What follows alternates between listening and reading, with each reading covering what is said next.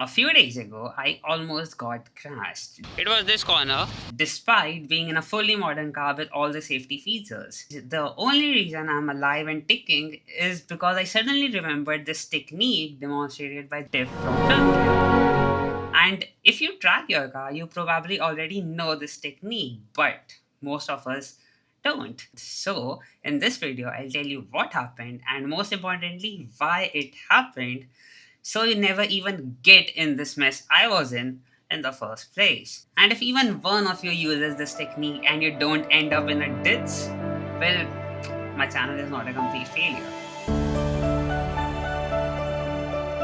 So I had to go to the railway station and pick up a few relatives. I was not late, I was not early, I was perfectly on time, but then the mosquito of greed bite me, and I thought to myself, what if I went to the station early, into the platform the train was coming, and greeted them there?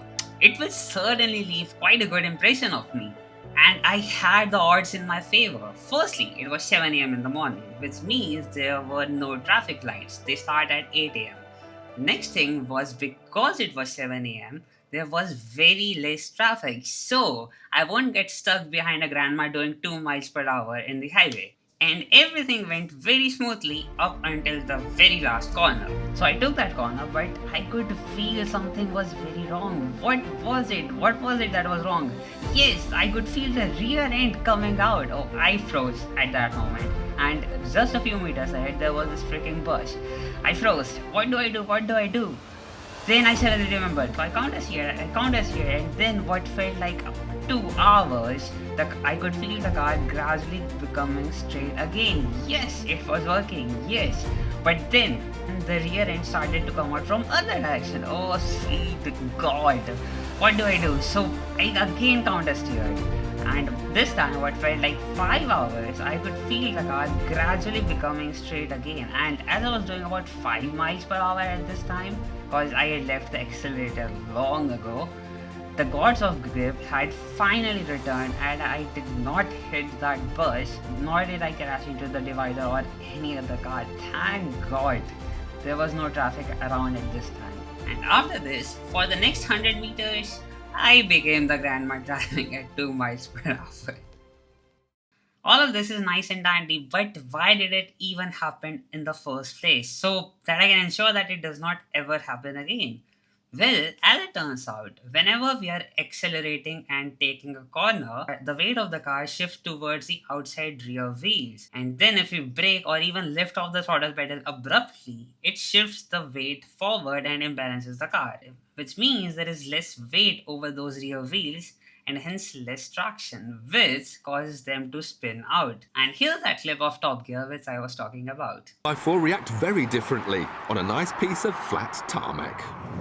Imagine you're cruising down the motorway, 70 miles an hour. Suddenly, the car in front braked.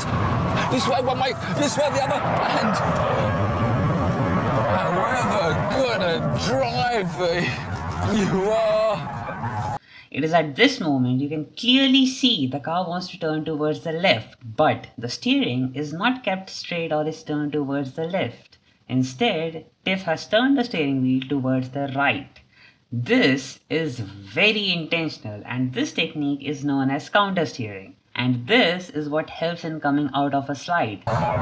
And although they do not explicitly talk about lift off oversteer, they do demonstrate how to stabilize the car back after losing the rear end. So people, remember, whenever you're taking the corner rapidly and you think you might be nearer to the limit, be very intentional with your right foot and try not to come off it. But if you still must have to come out of it, remember to do it very gently and not just abruptly like this. If you still end up kicking the rear out, now you know what to do to save yourself. Thank you so much for watching, and here is your Best Person in the World award for watching till the very end. May you attain your dream car very, very, very soon. See ya.